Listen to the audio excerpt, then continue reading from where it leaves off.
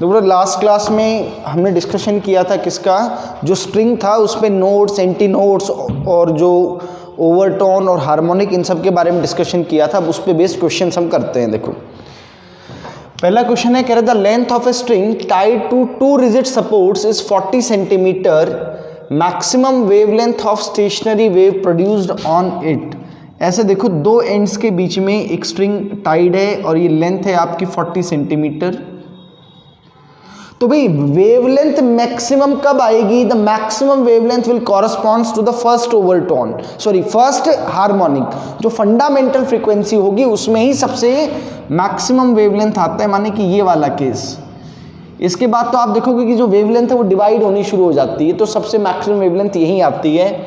और इस केस में हमने क्या रिजल्ट दिखा था, अगर आपको याद हो, कि जो L है that is equal to lambda by 2। तो बेटा इस तरीके से हम क्या निकाल देंगे, यहाँ से हम लैम्डा की वैल्यू को कैलकुलेट कर लेंगे। तो लैम्डा इज इक्वल टू क्या आ जाएगा बेटा 2L, और लेंथ है यहाँ पर 40 सेंटीमीटर, तो बेटा ये कितना आ गया, ये आपका वेवलेंथ 80 सेंटीमीटर आ गया।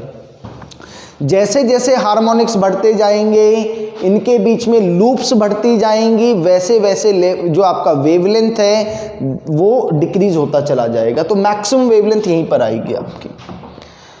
Now move to the next question.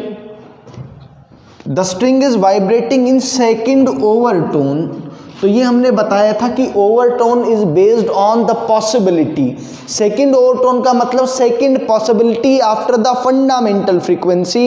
इसका मतलब बेटा ये किसकी बात कर रहा है? सेकंड ओवरटोन का मतलब 3 times the fundamental frequency is vibrating in second overtone. तो इस तरह से जैसे यहाँ पे भी ओवरटोन और ये आएगा तो आपको बेसिक जो फंडामेंटल फ्रीक्वेंसी वाला जो फॉर्म है उसमें जाना पड़ेगा। तो यहाँ पे सेकंड ओवरटोन का मतलब हमने देखा तो दैट इज 3 म्यू नॉट, और एम्पलीट्यूड जो बता रखा है वो 0.25 सेंटीमीटर है। What is the maximum speed and acceleration at anti node.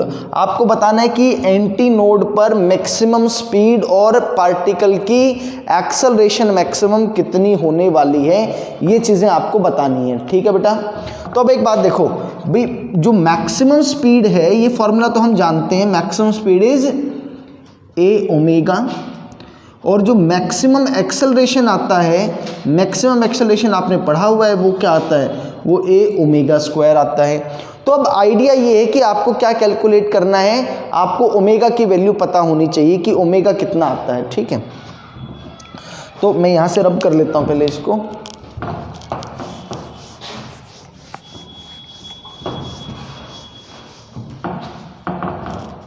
देखो भाई यहाँ पे आपको टी पता है, म्यू पता है, तो वेव स्पीड आ जाएगी √T बाय म्यू। तो टेंशन आपको गिवन है 65 और म्यू है 5 × 10⁻³ तो इसको जब आप सॉल्व करोगे ना, ये आपकी किसकी वैल्यू आ जाएगी बेटा, ये C की वैल्यू आ जाएगी यहाँ से आपको। ठीक है, जो भी आएगी सॉल्व कर लेंगे इसको। ठीक है, अब आप ये देखो यहाँ पे आपको एम्पलीट्यूड दे रखा है, ए पता है और ओमेगा पता है, और ये आपको थर्ड ओवरटोन में दे ही रखा है कि थर्ड ओवरटोन है। तो थर्ड सेकंड ओवरटोन, तो बेटा इसका मतलब ये हो गया, इस फॉर्मेट में है, 3 लूप बन रही होंगी यहाँ पर, 3 लूप बन रही होंगी इस तरीके से। ठीक है, तो ये देखो आप कैसे लिखोगे बेटा, ये जो दूरी है दिस इज λ/2, ये वाली दूरी λ/2 और ये वाली दूरी भी λ/2। अगर आपको डायरेक्ट फार्मूला याद नहीं तो आप ऐसे लिख सकते हैं कि जो L है, L will be equal to 3 times λ/2। तो L आपको गिवन है क्वेश्चन में 60 सेंटीमीटर है, 3 × λ/2। तो बेटा यहाँ से आपके पास लैम्डा की वैल्यू कितनी आ गई, lambda comes out to be 40 centimetre. ये आपकी ये आ गई। अब आप देखो कि जो वेव स्पीड है, वेव स्पीड आप कैसे लिखते हो, ω/k, और बेटा ओमेगा इज इक्वल टू कितना आ जाएगा, k × v, k इज 2π/λ, और बेटा v अभी आपने कैलकुलेट कर लिया है, जिसको मैं c से मैंने रिप्रेजेंट किया हुआ है √T/μ। तो बस ओमेगा का ही खेल था कि आपको ओमेगा कैसे कैलकुलेट करना है। आप यहाँ पर इससे ओमेगा की वैल्यू कैलकुलेट कर लेंगे और ओमेगा की वैल्यू कैलकुलेट करने के बाद ए ओमेगा और ए ओमेगा स्क्वायर में सब्स्टिट्यूट कर देंगे, वहाँ से आपके पास आंसर आ जाएगा। ओमेगा की जो वैल्यू आप सॉल्व करते हैं तो वो आती 570 pi, it comes out to be 570 pi. ठीक है, तो ये आइडिया था क्वेश्चन का। Now move to the next question. कह रहे steel wire 0.5 metre long of mass 5 gram is stressed with force of 400 newton, what is the minimum possible frequency with which wire can vibrate. तो बेटा मैं इसको रब कर रहा हूं, इस तरफ सॉल्व करते हैं क्वेश्चन को। आप स्क्रीन पोज करके नोट कर सकते हैं क्वेश्चन को, है ना, जो भी सॉल्यूशन है क्वेश्चन उसको। देखो भाई, एक स्टील वायर है बेटा, उसका जो लेंथ आपको दे रखा है वो 0.5 मीटर है। ठीक है, मास भी गिवन है क्वेश्चन का 5 ग्राम है, तो 5 × 10⁻⁻5 किलोग्राम, सब कुछ SI यूनिट में रखना है। और उसको 400 न्यूटन फोर्स से स्ट्रेच किया है, तो इसका मतलब उस वायर में टेंशन कितना हो गया, टेंशन भी 400 न्यूटन हो गया बेटा, टेंशन इज 400 न्यूटन।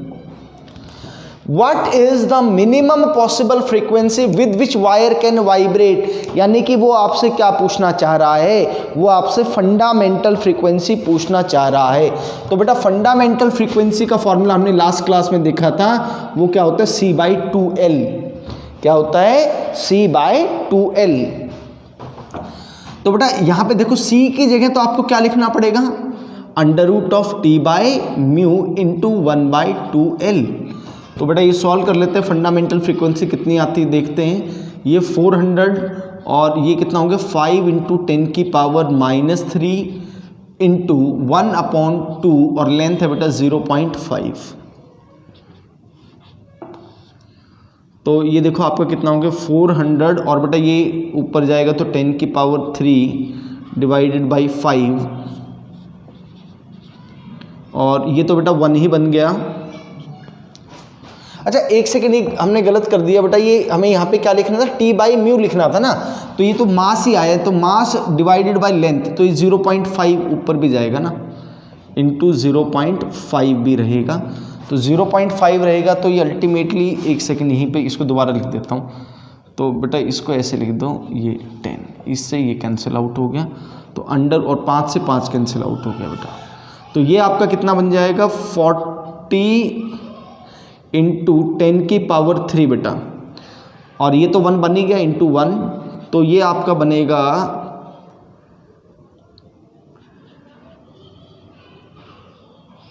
200 हर्ट्ज। तो जो फंडामेंटल फ्रीक्वेंसी आपकी आई, वो फंडामेंटल फ्रीक्वेंसी आपकी कितनी आ गई, वो 200 हर्ट्ज आ गई। पहला पार्ट हो गया अपना।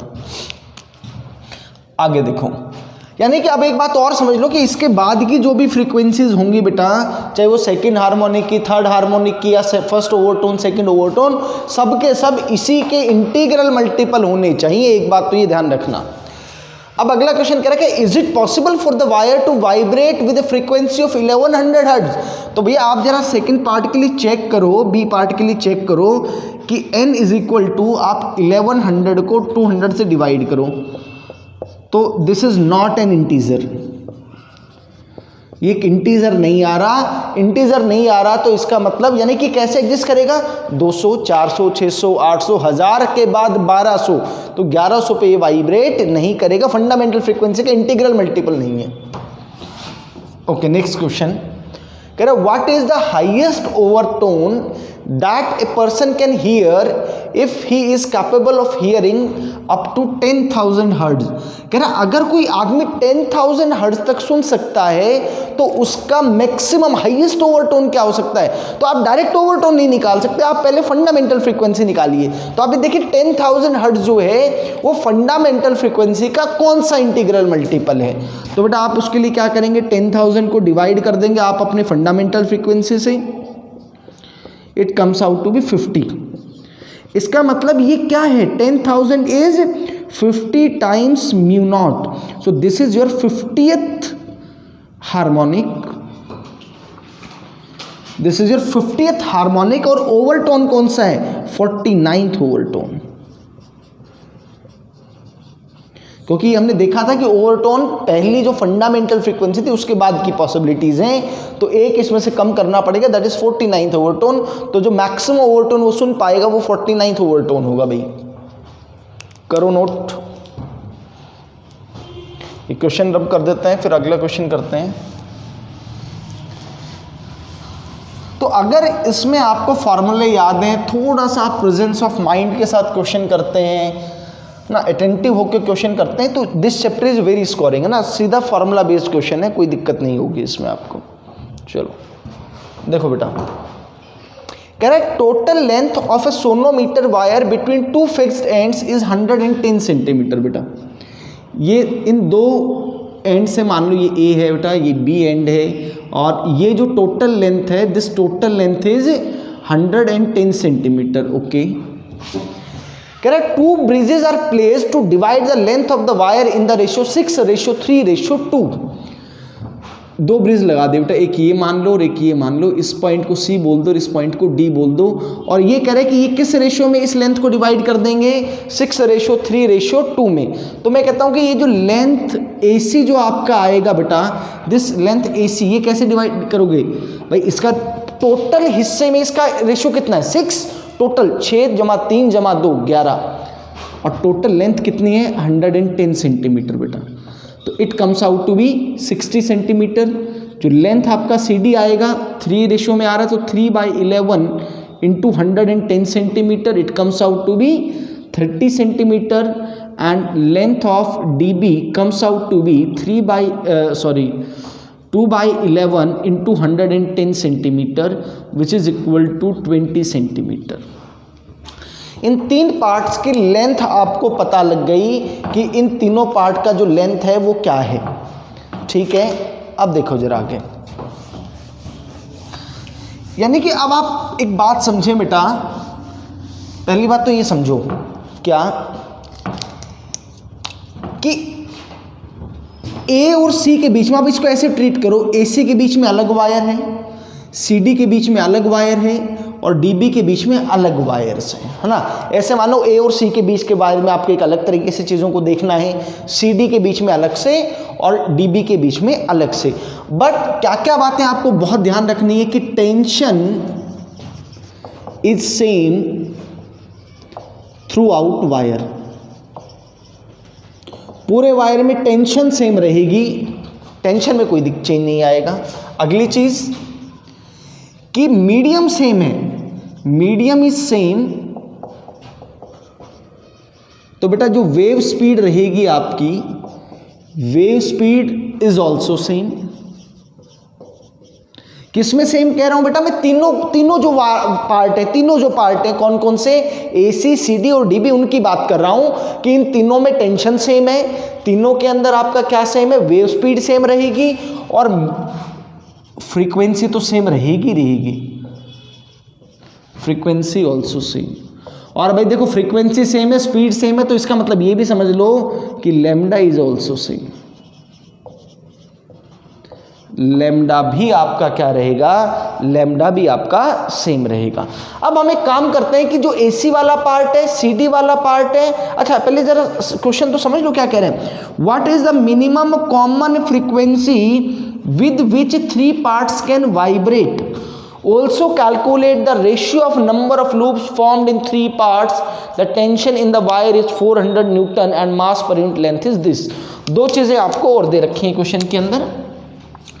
टेंशन जो दे रखा है वो 400 न्यूटन दिया हुआ है, और आपको मास पर यूनिट लेंथ यानी लीनियर मास डेंसिटी 10⁻² किलोग्राम पर मीटर गिवन है। चलो, यानी कि देखो बेटा, ये जो AC वाला पार्ट है, आप जरा ध्यान से समझो, AC वाले पार्ट का लेंथ अलग है ना, तो इसकी फंडामेंटल फ्रीक्वेंसी इसकी अलग रहेगी, इसकी अलग रहेगी, और इसकी अलग फंडामेंटल फ्रीक्वेंसी रहेगी। और अब वो पूछना चाह रहा है कि तीनों जो पार्ट हैं वो किस कॉमन फ्रीक्वेंसी के साथ क्या करेंगे? वाइब्रेट करेंगे। तो पहले समझो, इनकी पहले फंडामेंटल फ्रीक्वेंसी निकाल लो। तो जो फंडामेंटल फ्रीक्वेंसी है बेटा, मान लो AC वाले पार्ट की, तो उसका फॉर्मूला तो क्या है बेटा? C/2 of length of AC। तो आप उसको कैसे लिख लो, सी को तो मैं भी एज इट इज ही रहने देता हूँ बेटा, ट्वाइस ऑफ आपका लेंथ ऑफ एसी कितना है, लेंथ ऑफ एसी 60 सेंटीमीटर है तो उसको मीटर में लिख देता हूँ, वो मैंने उसको लिख दिया लेट अस से 0.6। इसी तरह से fundamental frequency of C D वाले पार्ट के कैसे लिखूँ बेटा, C divided by twice of L of C D, तो सी डिवाइडेड बाय 2 इंटू और उसका लेंथ है 0.3। फंडामेंटल फ्रीक्वेंसी डीबी वाले पार्ट की वो कैसे लिखोगे, C divided by twice of L DB 0.2। अब देखो इन तीनों केस में C की वैल्यू सेम है, तो C की वैल्यू सेम है तो आप यहाँ से क्या लिखोगे, C is equal to 2 into 0.6, C is equal to 2 into 0.3 ये, तो यहाँ से आपके पास देखो क्या रिलेशन आने वाला है कि C mu naught A C 6 times is equal to mu naught C D is equal to 2 times mu naught D B. ये इन तीनों जो पार्ट हैं स्ट्रिंग के, जो ये 3 पार्ट हैं, इन तीनों पार्ट के अंदर इनके फंडामेंटल जो क्या है बेटा फ्रीक्वेंसीज हैं उनके बीच का रिलेशन आ गया आपको इनके बीच का क्या मिल गया, रिलेशन मिल गया। अब मैं कहता हूं कि let their common frequency be, let their common frequency of vibration, कुछ आपने म्यू नॉट मान लिया बेटा, हमने फंडामेंटल फ्रीक्वेंसी म्यू मान लो, म्यू नॉट म्यू मान लो, कोई दिक्कत नहीं, वो आपने म्यू मान लिया। तो इसका मतलब क्या हो गया कि चाहे मैं इसकी बात कर लूं, चाहे मैं इसकी बात कर लूं, चाहे मैं इसकी बात कर लूं, जब ये तीनों बराबर हैं तो इनकी ये जो पर्टिकुलर फ्रीक्वेंसी आएगी वो सेम आएगी। जरा देखो कैसे, मैं पहले कहता हूं कि म्यू नॉट ए सी निकाल लेता हूं बेटा मैं। तो म्यू नॉट ए सी निकालने के लिए आपको फॉर्मूला चाहिए 1/2L under root of T by mu. तो बेटा इस वाले पार्ट का जो लेंथ है वो हमने निकाला, वो 0.6 आया था, अंडर रूट ऑफ टी 400 और म्यू की वैल्यू थी 10⁻⁻2 ये। तो ये बेटा देखो म्यू नॉट ए सी जो आपका आएगा that will be equal to 1/1.2 into, और बेटा ये आ जाएगा आपका 2 इंटू 100, ये आएगा आपका मेरा 2 इंटू 100। आप इसको ऐसे लिख सकते हैं 2 इंटू 100 डिवाइडेड बाई 12 इंटू 10, जो भी आया this will be your fundamental frequency mu naught A C. में इसको इधर क्वेश्चन को रब कर देता हूँ मैं।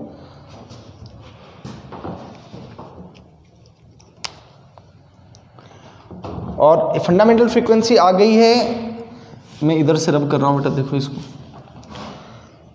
तो म्यू नॉट ए सी जो आया बेटा आपका, mu naught A C will be equal to 500/3।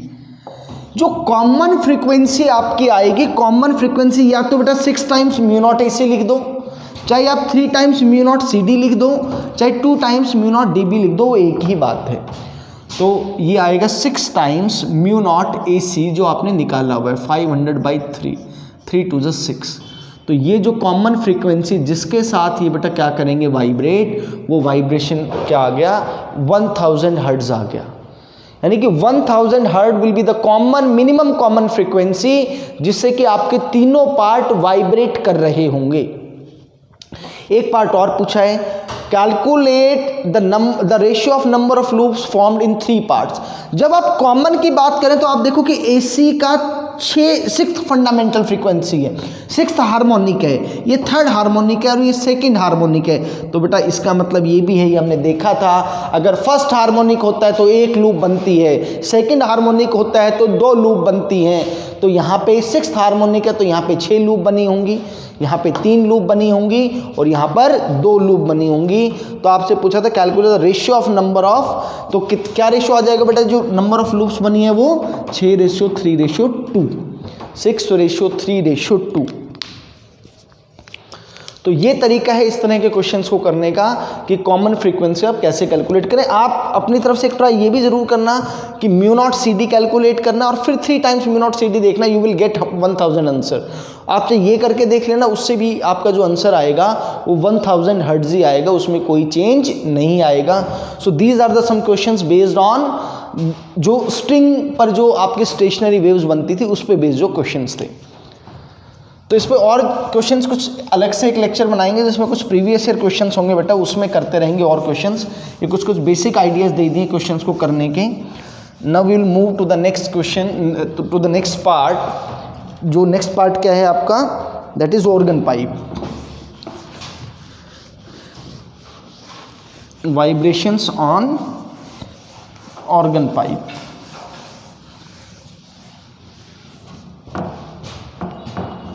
Vibrations in an, या एयर कॉलम भी बोल देते हैं बेटा इसको, vibrations in an air column. Vibrations in an air column. ठीक है, एयर कॉलम की बात करते हैं, या बेटा आप इसको ऑर्गन पाइप भी बोल देते हैं, ऑर्गन पाइप। अब इस केस में दो होंगे, एक तो ओपन ऑर्गन पाइप होगा बेटा, यानी कि पाइप दोनों एंड्स पे खुला होगा, और एक होगा जो एक एंड पर खुला होगा, एक एंड पर बंद रहेगा। तो मैं पहला केस करता हूं, केस वन लिखो, व्हेन द पाइप इज और when the organ pipe is open at both ends. Organ pipe is open at both ends. दोनों एंड्स पर जब ओपन है तो उस केस में क्या होगा उसकी बात कर लेते हैं।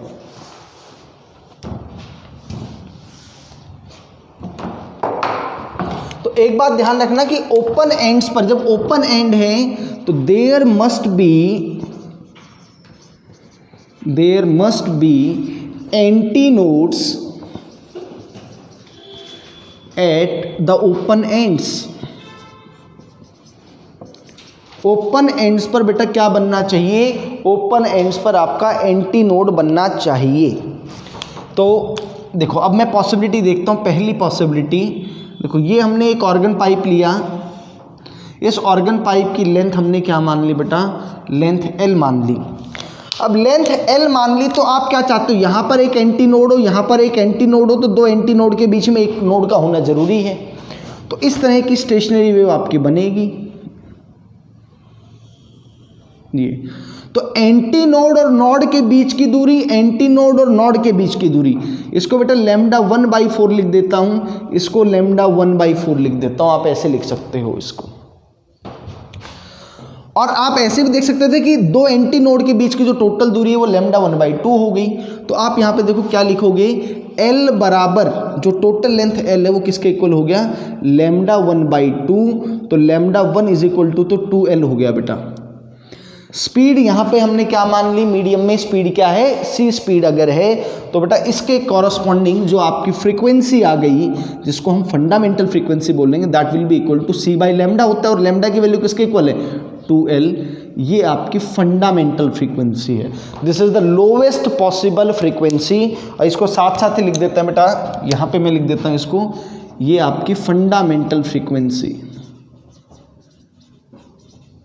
फंडामेंटल फ्रीक्वेंसी बोल दो आप इसको, या फिर आप इसको क्या बोल सकते हो, फर्स्ट हार्मोनिक बोल सकते हो बेटा, फर्स्ट हार्मोनिक। चलो अगला केस देखते हैं। इस बात में तो कोई डाउट ही नहीं है कि यहाँ पे एंटी नोड होगा, यहाँ भी एंटी नोड होगा, लेकिन इस बार क्या हो जाए, बीच में दो नोड आ सकते हैं। तो एंटी नोड के बाद नोड आया बेटा, फिर यहाँ एक और एंटी नोड आया, और फिर यहाँ नोड आ गया, इस तरीके से। तो आप देखो कि एंटी नोड और एक एंटी नोड, एक एंटी नोड और एक एंटी नोड, है ना। मैं ये वेव डायग्राम में आप कहो तो बना देता हूँ, ये बड़ा अजीब सा इस टाइप का बनेगा बेटा ये। तो आप देखें कि यहाँ पर ये दूरी कितनी हो जाएगी, λ2/2, और ये दूरी भी क्या हो जाएगी, λ2/2। किन्हीं भी दो एंटी नोड के बीच का जो सेपरेशन है वो λ/2 होता है। तो बेटा यहाँ पे जो टोटल लेंथ L है that is equal to twice of λ2/2। तो बेटा λ2 किसके इक्वल आ जाएगा 2L डिवाइडेड बाई 2, और ये जो स्पीड है वो तो c ही है। तो यहाँ पे आप जो फ्रीक्वेंसी आएगी that is c divided by λ2। तो λ2 की वैल्यू क्या है 2L/2 which is equal to 2 times mu naught. तो 2 टाइम्स म्यू नॉट का मतलब क्या हो गया, ये कैसा हार्मोनिक है बेटा, this is your second harmonic, और फंडामेंटल फ्रीक्वेंसी के बाद पहली पॉसिबिलिटी है। तो पहली पॉसिबिलिटी तो बेटा ये क्या हो गया आपका, this is your first overtone, this is your first overtone. अगला एक और केस करते हैं, फिर रिजल्ट को जनरलाइज करेंगे बेटा। अगले केस में देखो क्या होगा, यहाँ एंटी नोड, यहाँ एंटी नोड, और अब बेसिकली यहाँ पे क्या होगा, एंटी नोड है, फिर बेटा यहाँ नोड मिलेगा, फिर एंटी नोड, फिर नोड, फिर एंटी नोड, और फिर एक नोड। तो 1 2 और 3, यानी कि यहाँ पे एक लूप, यहाँ पे आपने देखा कि यहाँ पे basically anti node node anti node node, यानी कि 2 नोड थे, यहाँ पे इस वाले केस में 3 नोड बन जाएंगे। तो आप यहाँ पे देखो कि जो लेंथ आएगी L आपकी दैट इज 3 टाइम्स λ3/2, और you can write λ3 is equal to 2L/3। तो अब आप यहाँ से देखो स्पीड तो सेम ही है, तो mu is equal to 3 times c/2L which is equal to 3 mu naught. और 3 म्यू नॉट का मतलब क्या हो गया बेटा, ये आपका कैसा हार्मोनिक हो गया, थर्ड हार्मोनिक और सेकंड ओवरटोन, क्योंकि सेकंड पॉसिबिलिटी है। इस तरीके से ये चलता जाएगा। तो जब आप ये इस तरीके से जनरलाइज रिजल्ट को करेंगे तो आप देखो कि जब आप चलेंगे तो फाइनली क्या आता रहेगा, यहाँ पे यहाँ 1 था, फिर 2 आया, फिर 3 आया, तो यहाँ पे क्या आ जाएगा बेटा, ये n म्यू नॉट बन जाएगा, या you can right n times c/2L ऐसे बन जाएगा। इसको आप बोलेंगे this is your nth harmonic. ये बेटा आपका क्या रहेगा, nth हार्मोनिक रहेगा, और n-1th ओवरटोन रहेगा। ये पूरी टेबल आप बनाएं, ये जनरलाइज मैंने रिजल्ट कर दिया कि जो आप ऐसे अगर चलते जाएंगे तो you will get n mu naught, और you can get n c/2L, this is your nth harmonic, क्योंकि फंडामेंटल फ्रीक्वेंसी का ये nth मल्टीपल है। तो nth हार्मोनिक और ओवरटोन क्या रहेगा, overtone will be n-1th overtone. आप नोट करें बेटा इसको, जल्दी से फटाफट नोट करें इसको।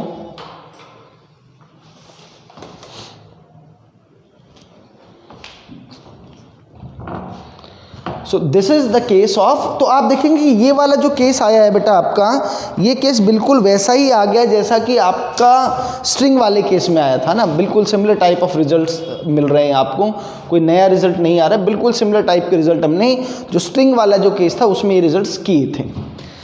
अब इसका सेकेंड पार्ट करते हैं, जब ये जो ऑर्गन पाइप है वो किसी एक एंड पर क्या रहेगा, क्लोज रहेगा।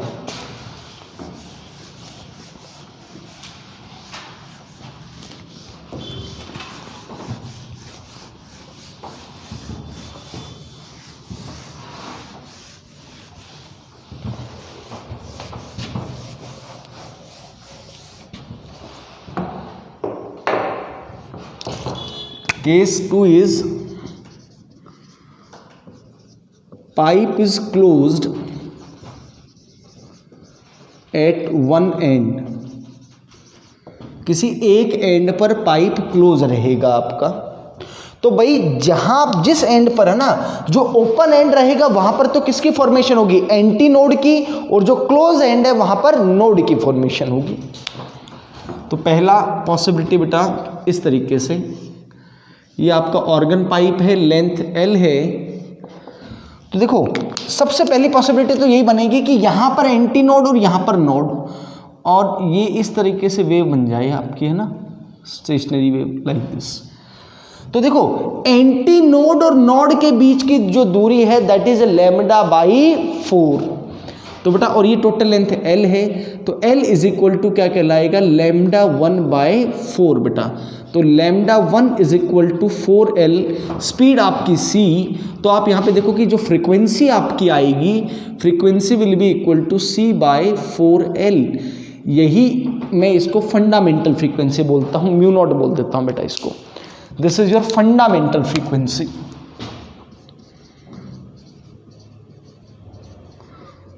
फंडामेंटल फ्रीक्वेंसी, और भाई फंडामेंटल फ्रीक्वेंसी तो आप इसको क्या कहेंगे कि ये आपका क्या है, ये आपका फर्स्ट हार्मोनिक है ना। Fundamental frequency is your first harmonic.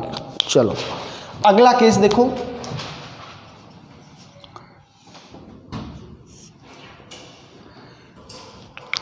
देखो बेटा यहां पर तो एंटी नोड रहेगा, यहां नोड रहेगा, तो यहां पे क्या हो जाए, एक एंटी नोड के बाद नोड आ जाए और फिर एक एंटी नोड आ जाए, ये खेल रहेगा। तो आप देखो कि एक एंटी नोड और नोड, एक एंटी नोड और नोड, और एक एंटी नोड और नोड, यानी कि ये lambda by 4, lambda by 4, lambda by 4, तो लैम्डा बाई 4 के ऐसे 3 मल्टीपल आपको मिलेंगे।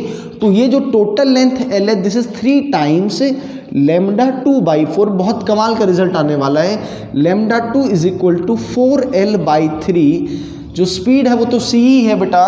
अब यहाँ पर जो फ्रीक्वेंसी आएगी that is equal to C upon 4L by 3 which is equal to 3 mu naught, which is equal to 3 mu naught. तो अब क्या मैं इसको सेकंड हार्मोनिक बोल सकता हूँ? नहीं, सेकंड हार्मोनिक नहीं बोला जाएगा, because harmonic is decided by the integral multiple of fundamental frequency, और यहां पर फंडामेंटल फ्रीक्वेंसी का ये थर्ड इंटीग्रल मल्टीपल है। सो this is your third harmonic. और फंडामेंटल के बाद ये पहली पॉसिबिलिटी है, सो this is your first overtone. Overtone first है, हार्मोनिक थर्ड है। चलो एक और केस करते हैं बेटा।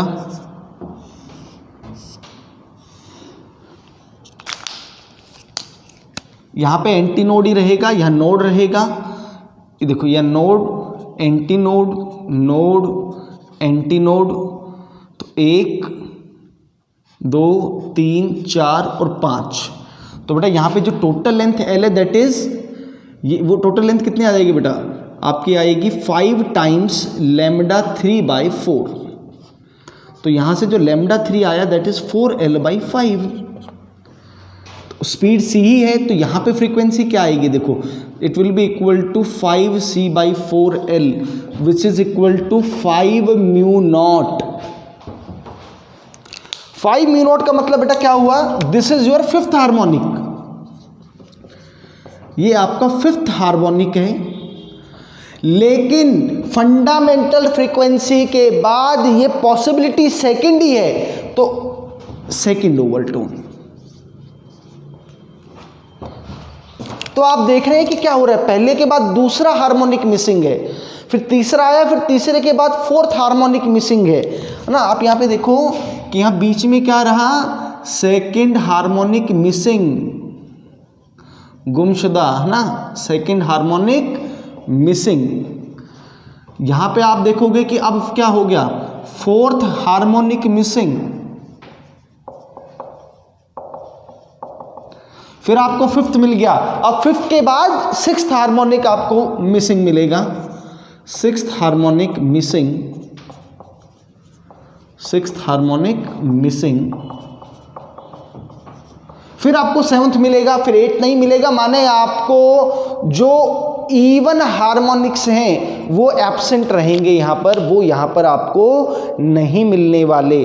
तो अब आप जनरलाइज रिजल्ट कैसे करेंगे बेटा, आप ऐसे जब चलते जाएंगे तो आप देख रहे हो कि तो यहाँ पे क्या हो रहा है, ऑड इंटीग्रल मल्टीपल आ रहा है, तो 2n-1 by 4L it will be equal to क्या, 2n-1 into mu naught, 2n-1 into mu naught, ये आ रहा है बेटा आपका।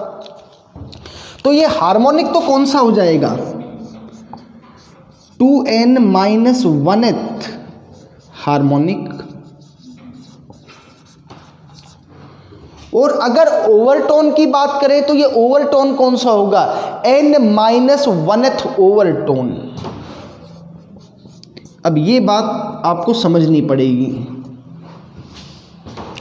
एक्चुअल में देखो आप कौन सी, जब आप यहाँ पे आए हो तो ये कौन सा केस है, ये लास्ट वाला, ये nth केस है। 2n से मत घबराओ, 2n तो बेसिकली फार्मूले के कारण से आ गया, पहला, दूसरा, तीसरा, चौथा, पांचवा, और अब आप nth केस पे आ गए हो। जब आप nth केस पे आए हो तो हार्मोनिक 2n-1th आया है, ओवरटोन तो उससे एक कम ही रहेगा ना, फंडामेंटल को घटा दोगे तो n-1th ओवरटोन। सबसे ज्यादा सवाल यहीं से पूछे जाते हैं, सबसे ज्यादा गलतियां यही होंगी बेटा। क्या क्या बात आपको याद रखनी है कि जो आपका क्लोज वाला केस जो है, क्लोज पाइप वाला केस, उसमें क्या क्या हो रहा है, आपके even harmonics are missing, even harmonics are absent, आप ऐसे लिखेंगे बेटा इसको, यानी कि कैसे रहेंगे, 1, 3, 5, 7, 9, 11 इस तरीके के हार्मोनिक रहेंगे। तो जरा आप समझें, ये फर्स्ट ओवरटोन, ये second overtone, third overtone, fourth overtone, fifth overtone, यहाँ पे लग तो 2n वाला फॉर्म रहा है, 2n-1, तो एक्चुअल में n की वैल्यू क्या है, n की वैल्यू 5 है, इसीलिए ये ओवरटोन कौन सा कहलाएगा, ओवरटोन आपका, देखो ये 5 नहीं, यहाँ पे 6 है ना, n की वैल्यू यहाँ पे 6 आएगी बेटा, तभी तो 2 × 6 - 1 आपको 11 मिला, लेकिन इसके कॉरस्पॉन्डिंग n की वैल्यू तो 6 ही है, इसलिए this is your fifth overtone. तो ओवरटोन में थोड़ा सा आपको थोड़ा सा अटेंटिव रहना है कि आप ओवरटोन को समझने में कोई किसी तरह की गलती ना करें। तो यानी कि यहाँ पे सिर्फ क्या होगा बेटा, only odd harmonics are present, only odd harmonics are present, सिर्फ ओड हार्मोनिक्स ही प्रेजेंट होंगे। हाँ, इससे पहले वाले जो हमने केस किए थे, चाहे वो स्ट्रिंग वाला केस किया हो बेटा, चाहे हमने ओपन पाइप वाला जो केस किया हो, उसमें सारे हार्मोनिक्स प्रेजेंट थे। ओवरटोन की तो बात ही नहीं हो रही, ओवरटोन तो पॉसिबिलिटी है, वो तो रहेगी रहेगी, हार्मोनिक्स का खेल है। हार्मोनिक जो है वो क्लोज्ड जो एंड है, क्लोज पाइप वाला, क्लोज ऑर्गन पाइप जो है उसमें मिसिंग रहेंगे, इवन हार्मोनिक्स आपके सिर्फ ओड प्रेजेंट रहेंगे। तो ये जो थ्योरेटिकल पार्ट जो हमने किया, ये जो फार्मूले जो डिराइव किए हैं, इनकी आपको थोड़ी सी अंडरस्टैंडिंग बनानी पड़ेगी, किस तरीके से फार्मूले डिराइव होते हैं। अगर हमें एग्जाम में फार्मूला याद भी नहीं है तो आप इस तरीके से डिराइव कर सकते हैं फार्मूले को, ठीक है।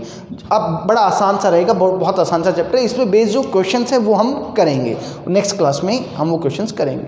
Thank you.